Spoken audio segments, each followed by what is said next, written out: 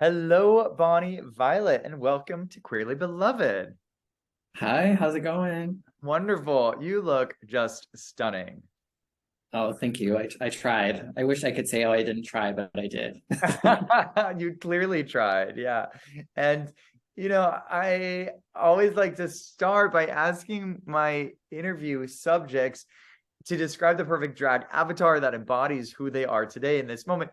It feels a little redundant in that you are in drag. And so instead of that typical question, I'd just love for you to describe your drag that you are showing up with today for the listeners and to perhaps share what inspired it and what some of your drag aesthetic represents or what it's trying to express.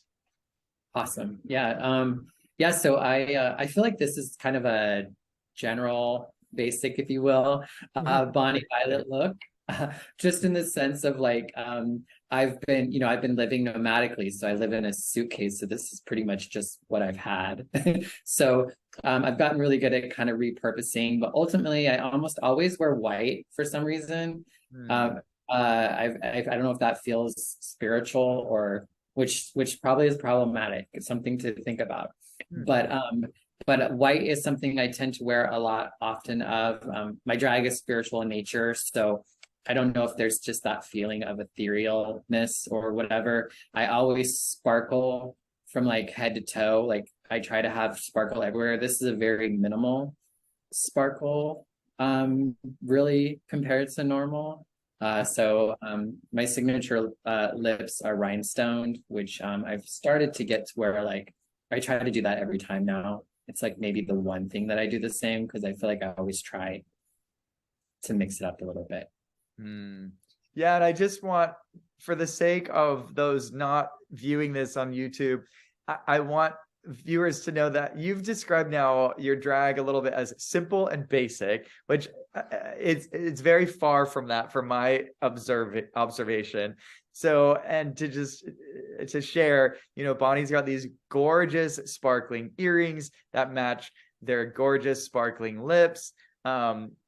Beautiful giant eyes with it looks like a turquoise and then the white eyeliner, this beautiful cascading sort of blonde, but it's almost like a strawberry blonde. Like I feel like it has a hint of like It's rose, a peach blonde, yeah. peach blonde. Oh, love. And then this off the shoulder white dress with it looks like there's something on your shoulder, like some kind of sparkle or dots.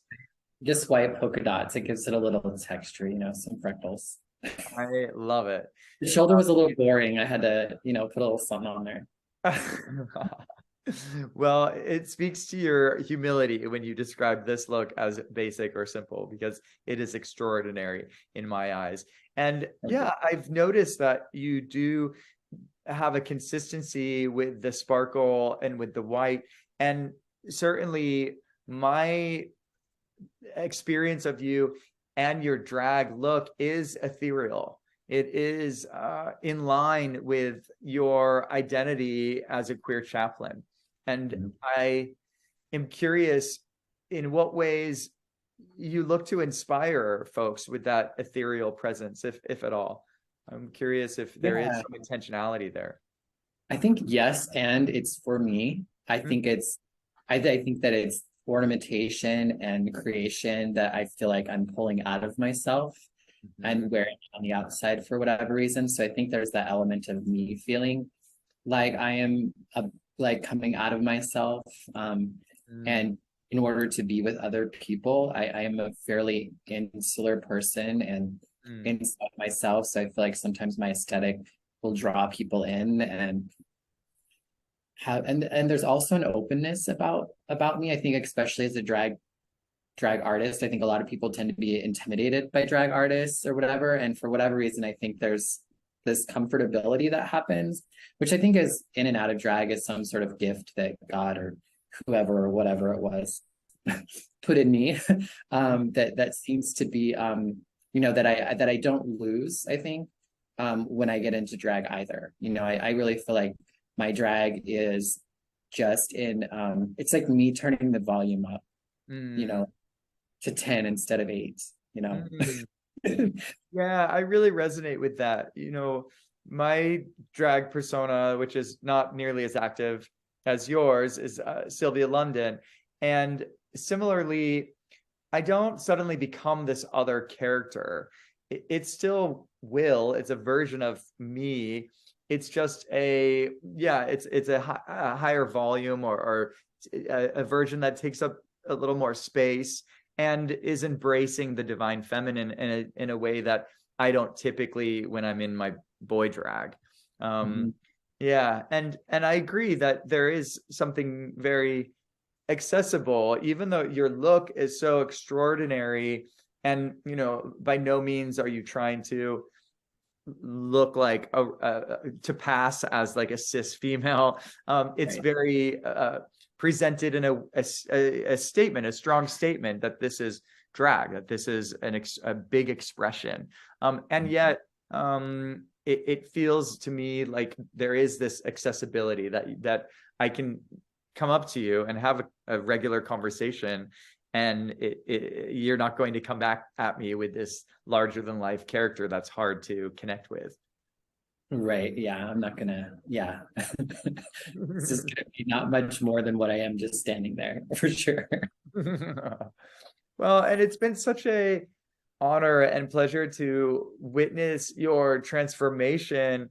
And it's actually hard for me to think back to when we met and how you were presenting then, because this is how I see you. And I just would love it if you could share a little bit about what that journey has been for you and how you have come into the sparkling lips of Bonnie that you live in today. Yeah, I mean, when we first met, I wasn't identifying as trans. I didn't see myself as trans. I might have said I was a bearded lady, but Hmm. not in a trans way. I just, I was bearded. I had chest hair coming out of the top of my shirt, I'm sure. And, like I just was, but also effeminate, probably had long earrings on. There's a, that part of me I over time has gradually come out of me more and more and more, and I contribute that to my spirituality and my continued like kind of seeking and releasing of myself, that it's just kind of a byproduct of that, and it always is. I've always been, I think there's always kind of a consumability about me that I keep in mind, like I don't take it too far, even though for other people, they might think it is, but for me, it feels like it's it's like just enough. Hmm. And sometimes I feel like the thing I like about drag though is sometimes it can allow me to like just push it a little further than say my day-to-day life. I'm not sure if that was the answer you were going for, but that's what came to mind. No, that's wonderful.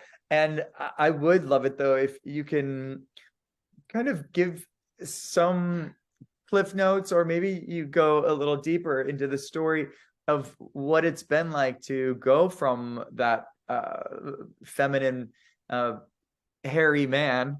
I don't know if you were identifying as man then, but male presenting, feminine but male presenting person, into how you're presenting today.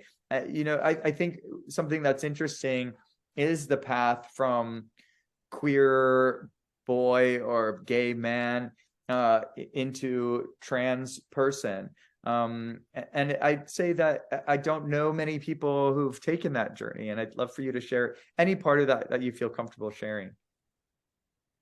Yeah, I mean, the thing for me is it's been long Hmm. and it's been a long journey. And I think I can attribute a lot of that to internalized homophobia, internalized transphobia, spiritual trauma, and environmental factors growing up in a trailer house in a small town in Idaho, Hmm. not really seeing queer people, gay people, trans people, like anything other than heterosexual.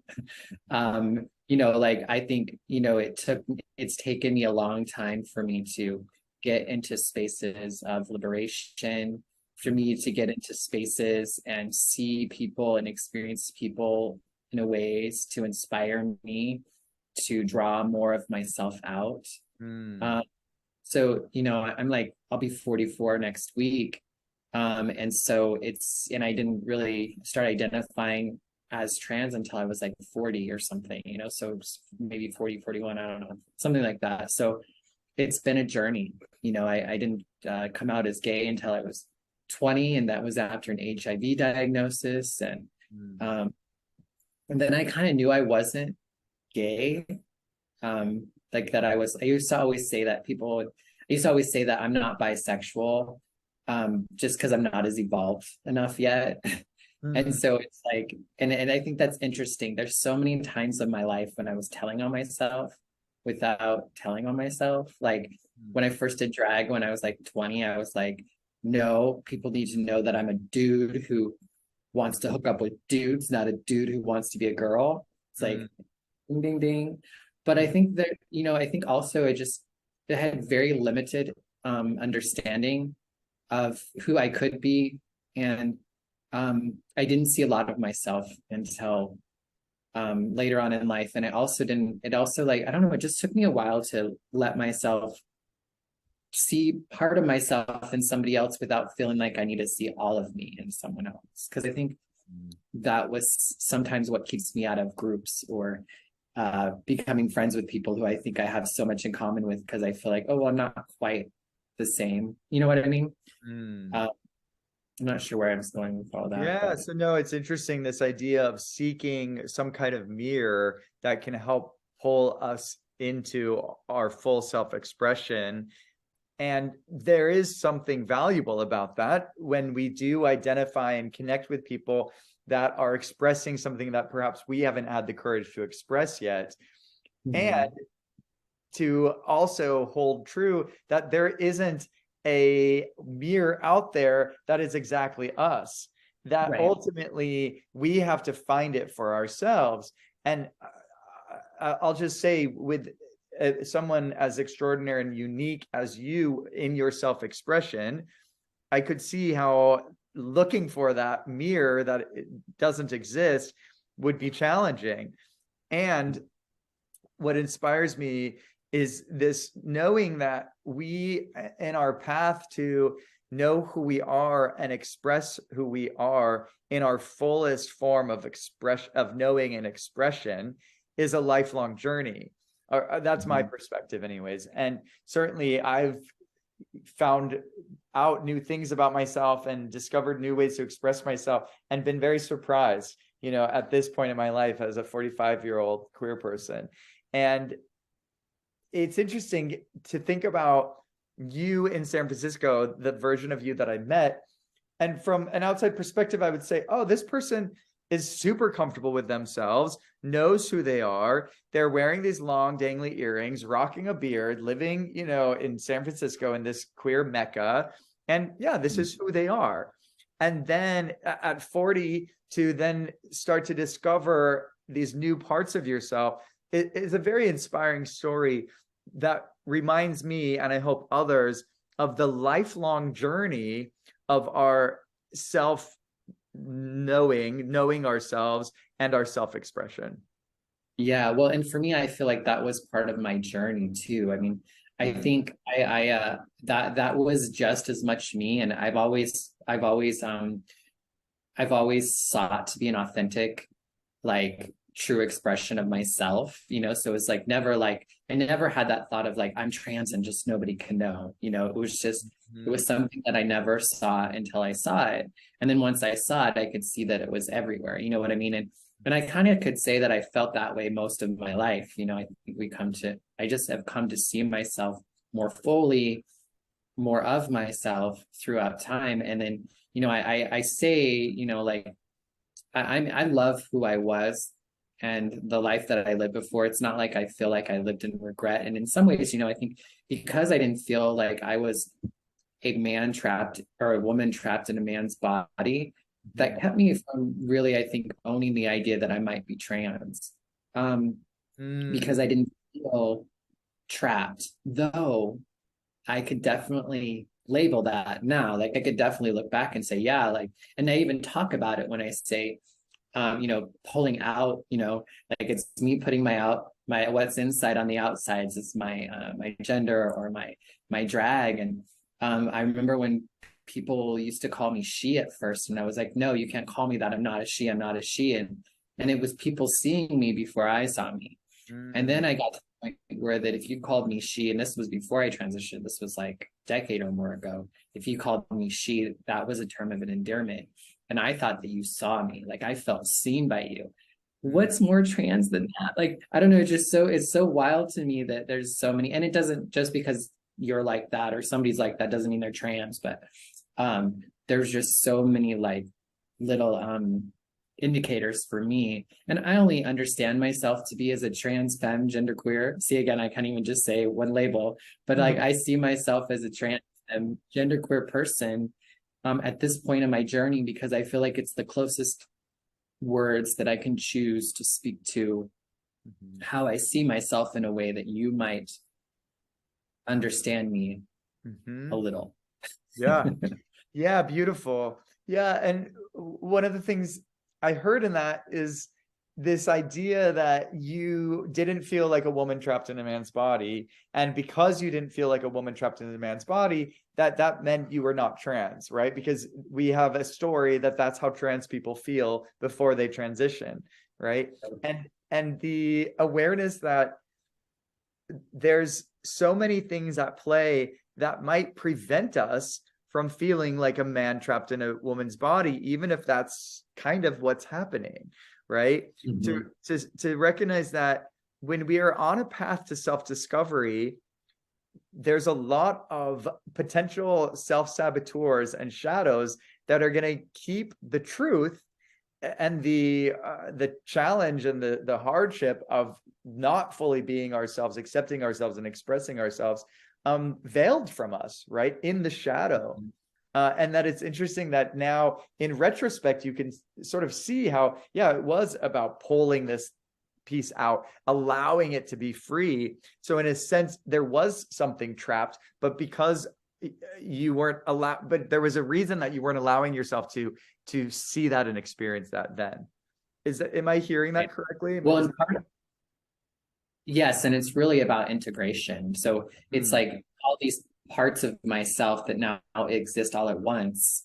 I had experienced in the moments, but I never could I be aware of them and hold them at the same time. And so I think it's really about me being more in my wholeness and more integrated in the sense that I can be all of those things all at once. Because I haven't, and there's still a lot of that journey to go, but there's so much more of me, you know, more of me with me that I'm aware of and connected with and see as being with me in that moment than what had been before. And part of that just had to do with like mental gymnastics and ability to intellect, you know, like to you know, that aspect of it, but it was also like the visual, be able to see it and the physicality. One of my new experiences right now is I started hormones 2 years ago, and I'm actually in my body. Like I actually, like I'm not disassociated. Like I knew that I was somebody who didn't spend a lot of time in her body, but I have come to understand what it's like to be in my body. And there's a little bit of grief in that, because I feel like there's so much time that I went without being present, fully present in the body, which I think afforded me to also be in the world in a way that wasn't always honoring to my body or to the sacredness of myself. And I had to cut myself away from parts of myself in order to be with other people, sexually, physically, emotionally, you know. And that's something I came to understand in particular around sex and sexuality. Since I started transitioning, I've not been sexual at all. And like a month prior to that, I was very sexual. So, but I'm noticing that my body is a different experience, and even what I yearn for, or what I'm drawn to, or what I'm attracted to when it comes to the thought of being with another person is different. It's a lot more soft and a lot more tangible and close. Whereas I think like a lot of my sexuality prior to, because I wasn't living, I think fully in my body, was a lot more intense and severe and sometimes violent. I think in the only way for me to become present in my body. I don't know why I went to all of that, but that's what came to Yeah, mind. no, that's beautiful. And thanks for sharing that healing evolution and within it, the relationship with your body and how our desires evolve when we are in this healing and transformational process. That really resonates with me. And I just wonder, when we talk about this evolution of self, what I experienced, or the story I made up about you and your self evolution has been that it's been kind of a one step at a time, and just sort of leaning into this, discovering that, and then moving forward. Is that how it's been for you? Or was there a moment where it was like, oh, wow, this is me, and a major shift that happened? I'm curious what the pattern has been like for you. And specifically, I'm curious how others might learn from your process of self-discovery and self-expression. Perhaps there's something that they can be inspired to lean into as well. Yeah, I would say that the journey has been like step by step, but I wouldn't say that's how I experienced it. I think it Okay. has been many big light bulb moments that were like, aha, that's it. Yeah, That were huge in that moment. got it. Um, but to think about it now, it was very little. It was a very small step, and it does feel like, they've added up one to another, but there were multiple things happening at the same time, like a lot of my journey was maybe more spiritual, or like, when I had HIV, there was a lot of like the medication and then the mental kind of stuff that came with that, and then getting into the spiritual, which led to now more of the physical and the embodiment that is coming through my spirituality versus you know what I mean? So I feel like, yes, it's been gradual and little by little, but also a lot all at once. Yeah, no, that makes sense. That looking back again, you can see it as a small step at a time, but in those moments, it felt like each step was a huge shift or a huge light bulb, as you mentioned. Makes sense. Yeah, I mean, to some degree, I feel like I've been going like balls to the wall, if you will, in my journey, so to speak. um, like the whole time, it's felt really intense and very like whatever. But to kind of look back on it, it's kind of like, oh, just a little here, a little there. You know what I mean? Totally. And what part has spirituality played in that? Huge. Yeah, I mean, spirituality has been the cornerstone uh and the conduit, the vehicle, if you will, that has got me to where I am today and has formed me into the creature you see before you now. My transness is me living into my trans identity is a spiritual awakening. And I feel like spirituality has been a big key to that. I don't think that I ever would have been queer. I don't think I ever would have thought, like, all those sorts of things that I was doing, even when I didn't see myself, because in the beginning I wasn't allowed to be spiritual and gay or spiritual and HIV, person with HIV, or someone who's doing drugs and have God in their life or whatever, and now I can be all those things and more, and also have that that connection with God or whatever. And I appreciate you saying God or whatever. I'm curious, And I love the idea of God being God or whatever, right? There's something very open and freeing about that. And I'd love for you to share your thoughts on God and perhaps the ways that you work with God or whatever. Yeah. Yeah. I mean, God or whatever is definitely it. Sometimes I feel okay with saying God and oftentimes not. More than not, my understanding of God is not big enough or adequate Mm, for the God I've come to know or understand, or, by another name or another experience. For me, I feel like I have had I have a spirit within me. I have a spirit. There's that which is between you and I. There's that which connects us, and that is in you and not in me, but also, you know what I mean? And so, like, and what that is and why that is and what it does or doesn't do, I don't know. I think at the end of the day, it's just the connection. mm, When I can be mindful, aware, and reminded of that fact, mm, um, I can walk in life and walk with life mm, um, a way that feels best. mm, Uh, and having the impact and the result and the um, vibration uh, within life that is incongruent with all life, mm, and many religion spaces and most of my understanding doesn't really speak fully to what it is that I don't know. But I do believe that we all know already. But I don't understand, but I don't have the ability to understand that knowing fully. mm, Um, and so for me, it's just being able to be in a space to connect with that knowing and unknowing mm, uh, as much as possible. Because it's so easy to get away from that truth.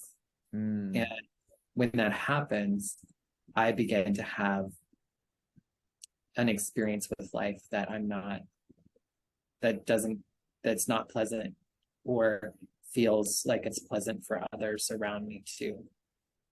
So yeah, what that is, I'm still trying to figure out, and I'm still trying to be better with it, better mhm, with understanding that connection and the responsibility and the gift and um, the power and strength that comes within that.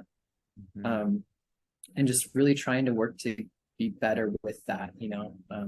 And I think I do that by being with people like myself, who can kind of draw more of me out. mm, But I think it's also a big part of that is being with people who I don't understand and probably will never understand, but must have compassion for mm. in order to really, I think, live as if that is the truth. Mhm. That makes, I sound so heady. No, it's beautiful. And what resonates with me so much is this dichotomy of the knowing and unknowing, the holding this truth and understanding that on some level we do know it all, and in some level we know nothing, right? And that both of those seemingly opposing things can be true at the same time. And I love this idea. I don't know if you've used that before, but this idea of God or whatever. The way that I often like to refer to God is great mystery. That Mm. I'm humbly acknowledging that I don't know, and yet there's a knowing, a deep knowing inside of me, that allows me to have faith and be present to this source, this spirit, this God, this mystery, this God or Yeah. whatever. Yeah, that's And wonderful. Yeah. I think the thing that's important for me and my understanding of spirituality and that connection now is that we all have access to it. And so there's more of like the truth. Like to me, it feels like it's a truth. And it's a truth in which there are many words and many descriptions and different understandings of. Mm-hmm. Um, and so like, because I feel like sometimes I've been in religions or I've been in spaces where I feel like my the words I use, the names I call people by, that, you know, like that is the right way or the only way, or what's going to get you the prizes, if you will. You know, and so for me, I like the idea of just thinking that we are unable to communicate with one another the fullest expression of our knowing and relation and connection with each other, if that makes sense. And we're all coming from our own space of our own experience, our own journey. For me, if there is murder, if there is suffering, if there is like whatever happening, that is not their problem. It's not something that they're doing. It's a product of what we are.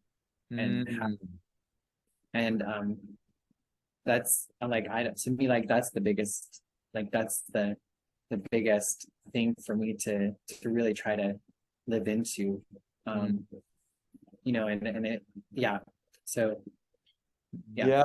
What I'm hearing in that is this concept of this co-creative collective experience, and if we are to take on this perspective that we are all one, then in a sense we are also responsible for all that's happening on this planet all the time, in every moment. And so the most incredible triumphs and successes are ours, as well as the most heinous acts of violence or crime, or, you know, the shadow sides, that it's all of us all the time. Yeah, right. It's all of ours. And the challenge is then what is mine? And like how what does that, like what is mine, and what do I do with that? Out thought of what is ours, if that makes sense. And again, it's a seemingly oppositional, but those two things can be held at the same time, that it's all of ours all the time, and what is my part in all of it, that is all of mine. Yes, because that's really what it comes down to. I can't, because it can be really easy for me to feel like I need to go out and like help these people or do this thing or that thing, and that seems like too much and not possible and all that, and it is for me, but what is it that we each do, you know? I think that's the challenge. What is, so and I think it really comes down to just probably just being, which is a very, you know, difficult thing to do. Step into just being. Absolutely. I'm curious your sort of history with spirituality. In what ways perhaps were you connected to spirit as a kid, and how might that differ from where you're at now in your journey? Well, you know, for me, church was the safe place to go. It was a place that I felt uncriticized, unharmed. I also felt like I could actually even be kind of special, or like, and special in a way that wasn't overpowered, like wasn't too much. I don't know. I just really struggled with being at home, and being at school, and being most anywhere else, but at church, for whatever reason, it felt, I don't know, I just felt like I fit in some ways, right? Especially as like a young person. So I brought myself up in church. My family was not church-going folks. I went to church when I was young, and I loved to go to church for whatever reason. And then you know, then all of a sudden I was a faggot with AIDS, and that didn't quite match, I felt, you know. And so then my spirituality was drug and alcohol use, and being in fellowship with those who also did, and I learned a lot of liberation and comfort and safety, and a lot of harm and trauma and all that too. I feel like the thing I'm trying, kind of reflecting, that's probably always been the case, is I've always tried to be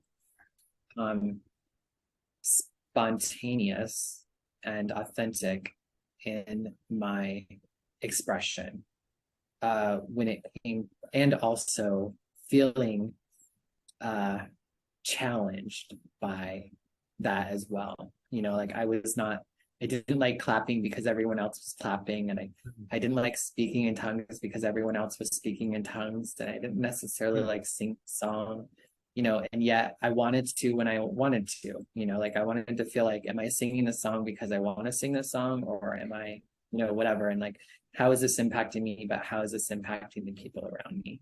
Mm.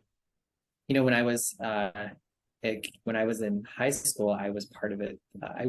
We do these human videos, they call them. They were really big in like the, I think, late 90s. I think that's what it was. And you would perform these songs on the stage at church, and you would lead people to Jesus, right? You would save people. And I loved that shit. And I always got to play like Jesus and God, and like I got the cool parts, I thought. And so it felt cool. And I feel like that's what my drag is now. Mm. Is a similar reason, like I perform to music or movement or story, in the hopes of causing some sort of movement in a person. I feel most comfortable, especially like with COVID, doing the human, like I do best when I'm like in my own room or wherever I'm videotaping myself and doing the editing and can tell a story, if you will, to song versus like lip syncing and doing dance. And like, I'm not that girl. And I love that there are those people, but that's not me. And so just like in a lot of spiritual settings, even if I look back at church, there are people who did different things, and that was the thing. And so for me, I feel like drag is really in some ways to that which felt so good, with the openness and the less rigidity, if you will. Like I'm less like, for then I was specifically like, okay, after this, you're gonna go and get on your knees and you're gonna pray to Jesus and ask Jesus into your heart. And now I'm gonna do this thing, and it's gonna do its work. Whatever that is, you know what I mean? And it doesn't have to be, I don't know, who knows what that is. Like, I have no fucking clue. There's so much more freedom in that. And beautiful. And I love that you kind of got a sense for how you liked to be with God and serve God in God or whatever in a way that worked for you, but it was still under this this branch that was perhaps a branch of religion that didn't work for you, right? And now you've refound it and reclaimed it, and you're making videos again, but you're making them with this beautiful drag persona, and embracing spirit and inspiring people into spirit connection in a way that's really authentic for you. I love that. And I also just want to, yeah, go ahead. Go ahead. Oh, I just want to highlight before we move on this piece where you were sharing about your spiritual journey, and you recognize that part of your spiritual journey was being with drugs and alcohol. And that wasn't like most people, when I hear them talk about their spiritual journey, the drugs and alcohol is when they fell from grace. And then they found spirit that helped them get out of the drugs and alcohol. But in your story, the way I heard it, the drugs and alcohol were part of the spiritual journey, that you were still present with God, present with Source. And you even used the word fellowship, and you acknowledged the freedom and the safety that moment provided you with. I've not heard someone express their story around drugs and alcohol through a spiritual context like that. So I just want to highlight that, and if there's anything you want to add to it. Yeah, and it wasn't a falling from grace, though, which I understand that's what most would say, but I would say it was a falling into grace. Wow. Think about it, like that was a time in my life when like I didn't have to do anything to have value and worth, and you know what I mean? Like all I had to be, and all the little, because I was doing drugs and because I was ... I was no longer eligible for all that other stuff that I thought I had to do in order to receive grace. So I think in some ways, I fell more into grace and was able to actually feel grace, because earning grace is Mm, something I've tried my whole life, and that's just contrary to what it's all about. mm, Um, and so in some ways, there is a lot for me to learn about grace, mm. um, especially in those beginning years of my substance use. Eventually it did start to rot from me. Yes. Uh, Mhm. Yeah. Thank you like so any, much for sharing that perspective. just Uh, like religion did, you know? yeah. Yeah. Yeah. Interesting that that those have a parallel path there. So then, you mentioned that drag is often this vehicle for inspiring others, for helping them find their connection to source, to God or whatever. And I'm curious if you could share more about your thoughts on spirituality and drag and how those two come together. Yeah, I mean, I think a big part of spirituality is like our spirit is what animates us, right? It's what causes us to be in the world in the way that we are. And I feel like drag artists, from as long as I can recall and remember, have been those people, especially for those of us who were told we weren't allowed to access spirit or spirituality in churches and other places where um, normal people normal people do, you know what I mean? And so to me, I feel like drag artists in a lot of ways they are kind of put up on the stage, if you will, and whether Mm, they put there themselves or community does, and mm, they they preach, they tell us stories, they tell us their stories, they lift our spirits, mm, they provide healing, they provide distraction, they provide safety, they provide comfort, and they also raised money and took care of people when they were dealing with HIV and AIDS, and mm, fed people, and all those sorts of things that good church, I mm, I think does. And so uh I feel like that's what drag does and has always done, and we've not been allowed to call it what it is. And mm, I don't think we ever have to call it spiritual. I see it within my own spirituality, mm, and my own understanding of my spirituality. It helps me connect more with myself and with you. So mm, it is my ritual, it is my mm. tradition, it is my path to you and to others. Um, but it's not for everyone, and not everyone's drag is that. Mhm. There are plenty of preachers who preach who, Mhm. you know what I mean? Like, so, and that's Mhm. okay. It's no Yeah. judgment. It's just Yeah. so, but one of the things I found is that there are a lot of drag artists who see it the same way I do. Yeah. Want to see or want to explore that more. And that's been really exciting for me to begin to meet other drag artists from many different faiths and journeys who Mhm. are willing to say, yes, this is a spiritual for me. Yes, this is, and this is why, or this is how, Mhm. um, and all that. Yeah, beautiful. And I'd like to follow up and hear some of the stories maybe you've heard or some of the queens that you've been inspired by. But before I jump into that, I'd just like to share my personal experience with drag from a spiritual perspective. That sometimes when I've been hosting a party in drag or doing something in my Sylvia London character persona, I have felt as if I was in a shamanic role. Not that I'm a shaman, I don't identify as that, but that my drag and the way that I was being in these group settings was a shamanic practice. And specifically, it was calling people into this experience of reality that was outside of our normal everyday reality, was awakening them to the possibility of being in this liminal space and to find the freedom and courage to fully embrace that liminal space in almost uh, a meditation or a ceremony or ritual kind of energy, kind of vibration.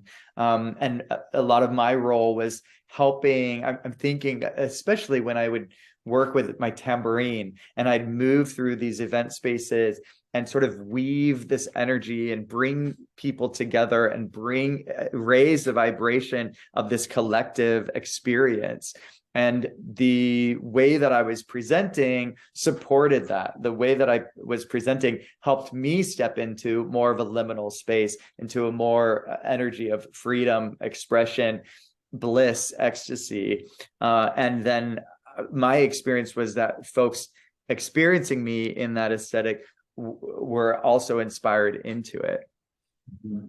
Yeah, totally. And in the worlds that we live in, like the binary of male and female, for us to really push that so far allows people to find themselves in the tween, like, and that's because some people are like, oh, that's not me, but also they're afraid to wear color, or they're afraid to cut their hair or do this or that because they were told men don't do that or women don't do that or whatever. I mean, that's the liberation that drag does for other queer folks, but for affirmation, but I think also for non-queer folks, it can be liberative to them as well.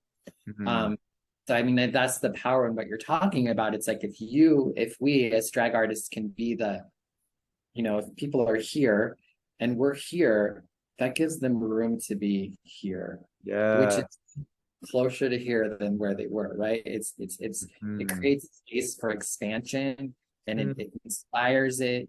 It creates a safety for, you know what I mean? A container for it, all of that sort of stuff. So I love what you said. Thank you. Thank you. Yeah. Absolutely. That widening of the spaciousness for expansion of self-expression and experiencing the world in a fuller, more expanded state. Love that. Any, I love that you have been focused on dragon spirituality and creating space for these kinds of conversations. I'm just curious if there's any standout conversations you've had with drag artists that you feel like highlighting that have been particularly interesting or inspiring to you as you've been a champion of this cross section.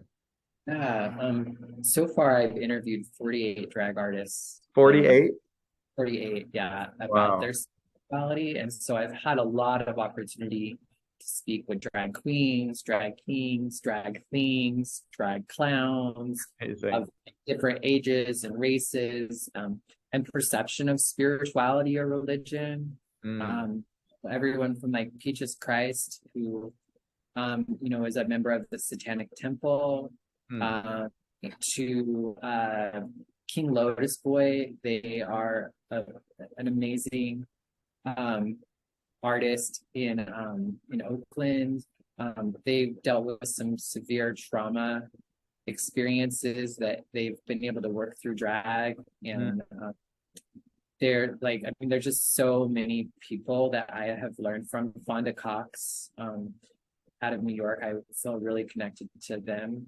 They do a lot of eating disorder work, as well as their drag, and it's also interconnected and amazing. And gosh, there's just I could go on and on and on. I think the thing for me, just in the collective of it all, is to know that there's many of us in many forms and many places who have similar draws or effects or aspirations when it comes to drag and how it impacts us. And one thing I noticed, or that I don't know, I really enjoy queer drag artists, and the folks that aren't quite, not that there's anything wrong, but probably not the artists that are going to be on RuPaul's Drag Race. And that's, again, there's amazing artists, but I really seem to connect more with folks who feel like they're outside of that. And I think probably because I feel like I'm outside of that. I've always been outside of the mainstream.